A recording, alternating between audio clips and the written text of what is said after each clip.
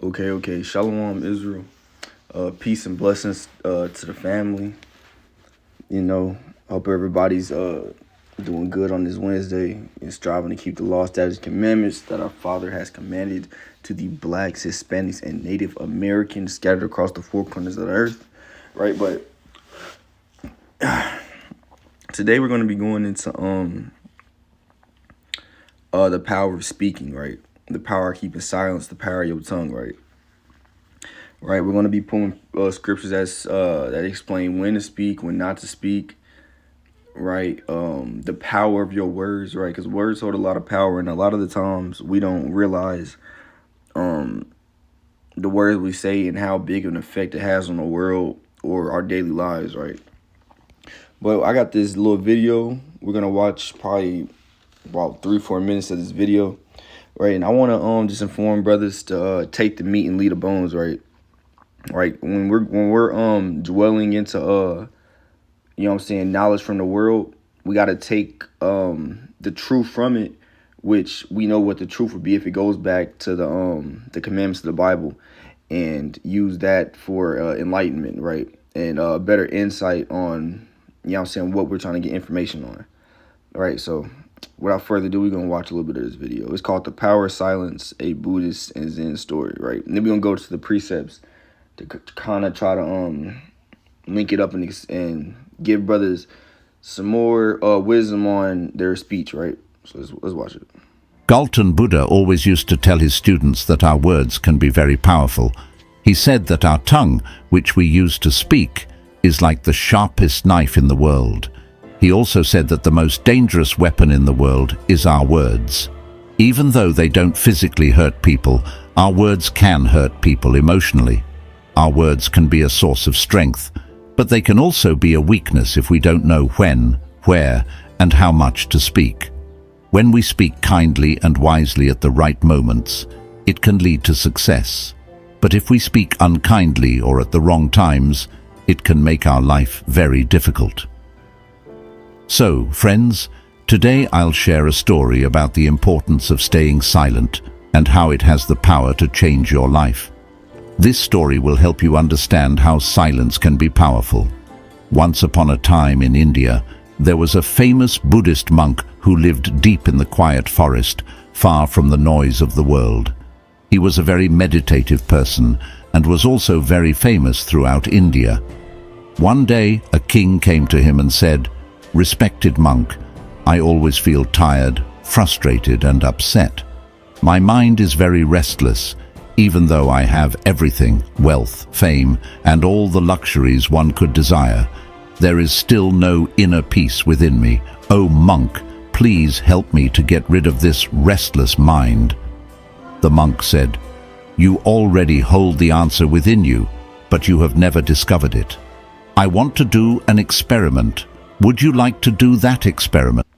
All right, I'm not gonna bore y'all with the video. I just want let me just get the let me get the wisdom from it. Then we're gonna go to the Bible. We're gonna get the wisdom. Just listen to what he said. Galton Buddha always used to tell his students that our words can be very powerful. He said that our tongue, which we use to speak, is like the sharpest knife in the world. He also said that the most dangerous weapon in the world is our words. Even though they don't physically hurt people, our words can hurt people emotionally. Our words can be a source of strength, but they can also be a weakness if we don't know when, where, and how much to speak. When we speak kindly and wisely at the right moments, it can lead to success. But if we speak unkindly or at the wrong times, it can make our life very difficult. So, friends, Okay, all right. See, it was a lot of wisdom what he just said there, all right? And it's not like it's not like what he said was some type of deep monk wisdom like they were trying to explain, but what he said is actually found in the Bible, right? Your words hold a lot of weight. Your words can either be used to destroy you, it could be used to uplift someone, it could be used to save you out of a certain situation. Our words is very powerful. And you not speaking is very powerful as well, right? But we oftentimes see like the people that are most successful, they're good with their words. They know when to talk, when not to talk, etc. Like that's a big thing in the Bible, right? Because how we let's just get to the precepts, man. We're gonna further explain and delve into this thing, man. All right. First, I got some opening precepts, right? This is Proverbs chapter 30, verse 5-6 out the NOT. It says, "Every word of God proves true. He's a shield to all who come to him for protection. Do not add to his words, or he may rebuke you and expose you as a liar." Right, and the wisdom I wanted to get from that precept right there, it says every word of God proves true. So anything in his Bible, all the information, the law, statutes, and commandments, and instructions he told us to do, it proves true. It's beautiful. It's perfect. Right. So we're supposed to hold fast to what he says and use these things more and more in our daily lives. And guess what? He gave us instructions on how to speak and when not to speak. Right. He gave us instructions on how our tongue should be, on the words we should say. Right. Because like I'm gonna keep hitting on throughout this whole video, is our words are very, very, very powerful. Right. So next precept, this is Baruch 4:1. This is the book of the commandments of God. Right, that's plain. The Bible is a book of the commandments of God. So don't let anybody fool you that say we don't have to keep commandments no more. Right, I'm gonna read it again. Baruch 4:1. This is the book of the commandments of God, and the law that endureth forever. All that keep it shall come to life, but such as leave it shall die. Turn thee, O Jacob, and take hold of it. Walk in the presence of the light thereof, that thou mayest be illuminated. Right. So he's telling us to walk in the presence of the light thereof, that thou mayest be illuminated. Why we're supposed to take this Bible and spiritually walk in what he's saying, right? Including how he told us to speak, right? You know, last a couple weeks ago we did a video on anger management, right? Because he gave laws and instructions on how we're supposed to handle anger. He also gave us laws and instructions on how we're supposed to use our speech and when not to speak, right? All right, moving on. This is Proverbs 21:23. It says, "Watch your tongue." Proverbs 21:23 off the NOT. The NOT is pretty good, right? I like using it, but a lot of these precepts we're going to be getting out the NOT because it explains the speech instructions a little better. All right, here we go. Proverbs 21:23. "Watch your tongue and keep your mouth shut, and you will stay out of trouble." Right? And that's plain. It says, watch your tongue and keep your mouth shut, and you will stay out of trouble. Right? So he's saying, watch your mouth. You know what I'm saying? Keep your mouth shut, and you will stay out of trouble. So, like, an example I can give for this is a lot of times you see these black people getting pulled over, these Mexican people getting pulled over, any race per se, and you know they just get to blabbing off at the mouth, right? Cussing the police officer out, damn, calling them a pig, acting all irate. Right, and then that just leads to more problems, right?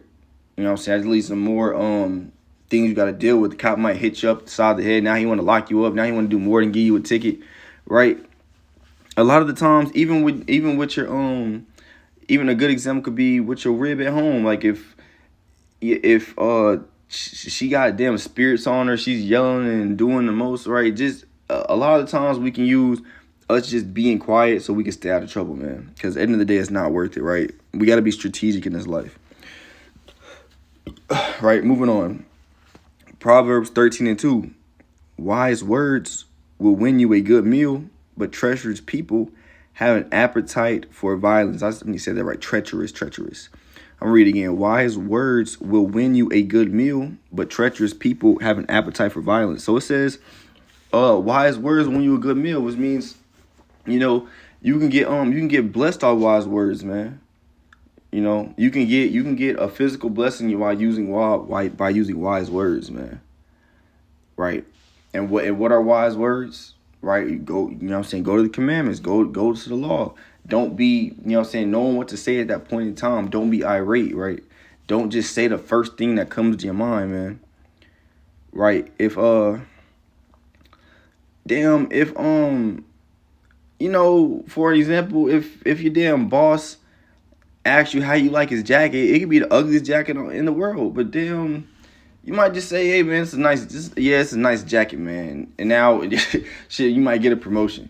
You you know. But just saying, like, that's just thinking strategically about it, man. You don't want to damn just be over righteous. Oh, that's an ugly ass jacket. That's an ugly ass jacket. I hate it. You know what I'm saying? That's not wise, man.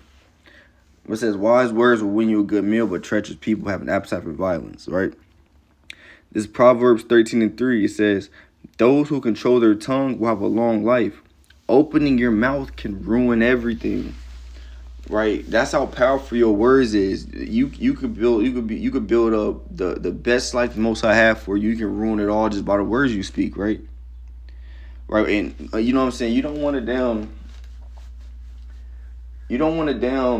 like say if there was supposed to be like a news channel, and they come to one like an Israelite camp, and they want to like interview us and see what's going on. Right? Don't just get on there and just go straight to the destruction of the nations, man. You know what I'm saying? We got to use wise words. Like we're gonna have to get into, you know what I'm saying, how we the real biblical Israelites, and what we're doing is building up our nation, right, by using God's commandments, right? That's simple, man. We don't gotta go to an in-depth Obadiah breakdown. You know what I'm saying, on that in that type of situation, right? We're supposed to use wise words, right, so we can have a long life. It says opening your mouth can ruin everything. Now you get on there and do a whole Obadiah breakdown, and then talk about how we about to take vengeance on the nations, and now you got the damn FBI knocking on your front door, man. What was the fruit of that? Right? You got to use wise words in this thing. This is the book of Matthew, chapter 15, verse 18 through 20 out the NLT. And this is deep, you know what I'm saying? This is for those who have ears to hear, man. This is some high level knowledge we about to spit through y'all through the spirit and power of the Lord, right? But it says, but the words, I'm gonna read it again. This is Matthew chapter 15, verse 18 through 20 out the NLT. It says, but the words you speak come from the heart. That's what defile you.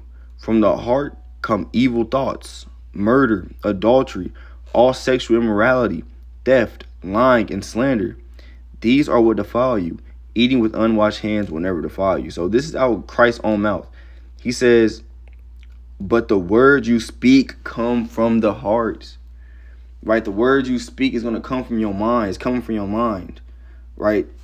That's what I wanted. That's the wisdom I wanted to bring out to y'all. It says the words you speak come from your mind. So it comes from your heart, which is your mind. Right? So, you know, that's why that's plain, right? That's not too complicated, but I'm saying this to say this is why you have to let some people talk, because they're going to explain what's actually in their mind, what's actually in their heart, right? And it's going to eventually come out, right? Because it says the words, they can't hold it in. Whatever, when somebody gets to talking, you're going to see what's in their mind, what's in their heart, and it's going to come out of their mouth, right? You know what I'm saying? You can see if somebody's trying to set you up. You can see if somebody has bad intentions for you. You can see if somebody's righteous. You can see if the sister's righteous, right? If you let them talking up, they're going to expose themselves, right? So a lot of times you got to just let people talk, like, like sometimes somebody might say a slick joke, might try to call you fat and be like, oh, I'm just playing. I didn't mean that. No, he really meant that. He might really like think you're fat. He might really think your hair. He might really just not like you. It's going to come out of their mouth when they speak, right? It's no slip up on words, man. Don't let nobody say, oh, I didn't mean that, or I didn't mean it. They meant it like that, brother. Like, I'm not, yes, we could take some people's words out of context, but clearly if somebody, say for instance, you talking to a brother, he said, I never liked you, I always hated you, I never trusted in you. He really meant that, man. Like, it's not just a slip up on words. That's how you really feel, right? I'm going to read it again. It says, but the words you speak come from the heart. That's what defiles you. From the heart come evil thoughts, murder, adultery, all sexual immorality, theft, lying, and slander. So, and like I said, you can tell somebody, if you have a conversation with a person, all they talking about is sex and lust and rap music and damn fried chicken. Hey, that's a Negro, man. That's a nigga, man. You don't need to be around that person. You can tell his heart is not in the right place. His heart is not on the law, statutes, and commandments of the Most High, right? Moving on. This is Proverbs 18:21 out the NOT. The tongue can bring death or life. Those who love to talk will reap the consequences. Right? So it's a consequence that come with you speaking unwise words. Is a consequence that come with you slandering a brother. You know what I'm saying? It don't matter. People think people. That's all I'm saying. Our people take that so lightly, right? That's why when people talk to me and they get to like trying to slander a person that I don't know, I don't even want part of the conversation no more. I automatically look at you less than, man. Like, you feel me? Because first off, I don't know that person, and you need 2 or 3 witnesses, right? And I know, and a lot of the times, I know personally they don't know these people, right? You're just talking from hearsay, she say out your neck about somebody. Hey, man, you don't know. You know what I'm saying? That's just going off, man. I hope brothers can take the wisdom from this, and sisters can take the wisdom from this, and learn how to stop backbiting and slandering people you literally don't know, right? Because that's a serious thing with the Most High, right? How do you know the Most High loves you more than he loves that brother, or loves you more than he loves that sister, right? What makes you so important that the Most High is going to allow you to talk down on this brother or this sister, right? For literally no reason at all, right? I'm going to read it again. It says, the tongue can bring death or life. Those who love to talk will reap the consequences, right? And right, that's how serious our words is, right? It says our tongue can bring death or life, you know? Right, that's why it's so bad when, because a lot of these Eves is wicked, man. When, like, I done seen a lot of cases, right, to where, like, a man will be dealing with a woman, and he don't want to deal with her no more. He end up leaving her. He even might go about leaving her the wrong way, right? Eve will be so wicked. She will lie and say that man touched her kids, or that man beat her up, or that man is in a homosexuality, right? That is, you know how bad, like if a brother's not in the right mindset. It's been instances where Eve has accused a man of touching their kids, and a man kind of like bugs out, loses his mind through all the stress that came with it. You know what I'm saying? Family members thinking he's a pedophile. It's all on the news. He got to fight for his life with these accusations. He snaps, man. He goes and kills that woman, man. Right? Like, you can't, you know what I'm saying? You don't want to even, that's just one example, but you know what I'm saying? Let you talk about Jake Mama, man. Let you talk about Jake Mama. Let you talk about Jake kids, man. He gonna want to hurt you bad, bro, if not kill you. Right? So you can't, like, we gotta learn as a people to watch our mouths, man, because it can bring death or life. Like, a lot of times people be getting killed off social media posts, man. You know what I'm saying? They'll tweet out, I'm smoking on Little Harold Pack. I'm smoking on Donnie Pack. I'm smoking on Pookie Pack. Hey, man, that's somebody's damn brother, man. That's somebody's damn best friend. You know, and then when they end up dead, people wonder why, right? You know, so, you know what I'm saying? This is why these commandments are supposed to be used to govern our community, the Black, Hispanic, Native American community, and bring us into a better state. But we have this, even for brothers and sisters who know the truth, we have a lot of slander and disrespect coming out of brothers' mouths to one another, man. And it has to be stopped, man. It has to be stopped, right? Moving on. This is Proverbs 10:18 out the NOT. It says, hiding hatred makes you a liar. Slandering others makes you a fool. Too much talk leads to sin. Be sensible and keep your mouth shut. Hey, that's fire. That's fire. We got to read that again. Hiding hatred makes you a liar. Don't be damn. If you got a problem with a brother, don't just bottle it up, man. Don't just let it sit. And if a brother asks you what's wrong or anything, and you be like, oh, nothing's wrong, but secretly you got to fault with that brother, man. That makes you a liar, man. Don't do that. It says slandering others makes you a fool, right? Don't, you know what I'm saying? In the Most High's eyes, if you damn slandering a brother, you don't got no good reason to talk down on that brother. You don't got no witnesses to prove what you saying, man. Hey, you foolish, man. It says, too much talk leads to sin. Be sensible and keep your mouth shut. That's the main wisdom out of this. It says, too much talk leads to sin. Be sensible and keep your mouth shut. Don't be damn talking too much, man. It's going to lead to sin. Be sensible and keep your mouth shut. It's better just to not say nothing, especially if you're not talking to a brother or sister in the truth, man. You know what I'm saying? In a world, Jake's so damn wicked. The world's so wicked. You could be talking about damn sports to somebody, and then 2 seconds later, it leads into something about adultery, or at least something about damn drugs or sex or damn fornication or some wicked or murder. You know what I'm saying? This out of a multitude of words, is some sin gonna come behind that, man. You know, so we got to learn, you know what I'm saying, be direct and to the point, man. You know what I'm saying? And it says, be sensible, you know what I'm saying, be circumspect, be wise, and keep your mouth shut, man. You don't need to always be damn speaking on stuff, man. This Proverbs 10:21 out the NLT. The words of the godly encourage many, but fools are destroyed by their lack of common sense, right? It says the words of the godly encourage many, you know? So, you know what I'm saying, that's inspiration for the brothers and the sisters who are out here trying to like exalt the Most High's name, right? Because they encourage many, man. You know, I know for me for a fact, and I can attest, I know a lot of brothers can attest is the same, right? You know, so you could be having a bad day, you could be down, you could be doubting, you could be depressed. Man, go watch some brothers teach. Go watch a breakdown. It's gonna, especially if it's like if it has something to do with what you're dealing with, it's gonna, man, make you feel 1,000 times better, man. Trust me. Trust me. We're supposed to lean onto the Most High to be our protection and our shield, you know?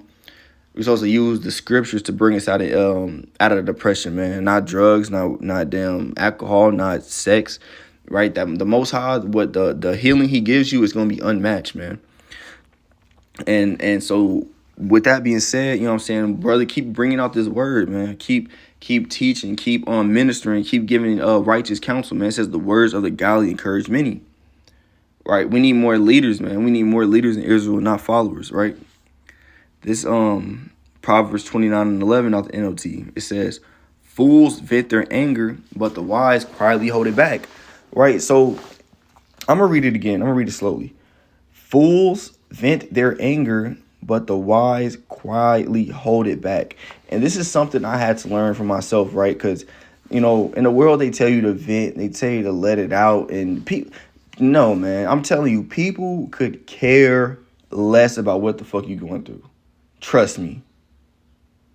Trust me, people could care less. And the Most High made it like that, right? Because he wants you to seek Him fully. So He's going to, whoever you've vented to when you ain't even brought it up to the Most High yet, He's going to be like, okay, I'm going to make this person literally not give a fuck so he can see, or she can see that you need to go to me for answers, right? You need to go to me to vent and to ask forgiveness and prayer and let it out, man. Don't just go to man. Stop trusting in man. Because I'm telling you vent your anger, your problems. People just gonna use that to turn it against you. They're gonna damn, you know what I'm saying? Now they got some secret knowledge on you that should never been out. Just don't stop venting to people, man. And in anger as well. Cause you vent to people in anger, you got a damn spirit on you, an anger spirit on you. So you're not even thinking wisely anyway. You just saying the first thing that comes out of your mouth, man. You know, so just stop venting to people, man. It's a Bible scripture that tells you, don't let me just pull it up. It's like don't talk in your wife's bosom. Don't lay. It's basically saying don't be pillow talking, man. Don't be pillow talking to your wife. Let me see if I can find it. Don't lay up in your. I'm gonna say don't lay up in your wife's bosom. See if it pop up. Most High willing to do. Okay, yeah, this is it. This is Micah 7:5. It says, trust ye not in a friend, put ye not confidence in a guide. Keep the doors of thy mouth from her that lieth in thy bosom. Right? I'm gonna read it again. This is Micah 7:5. Trust ye not in a friend. Don't be just telling everybody every goddamn thing that's on your mind.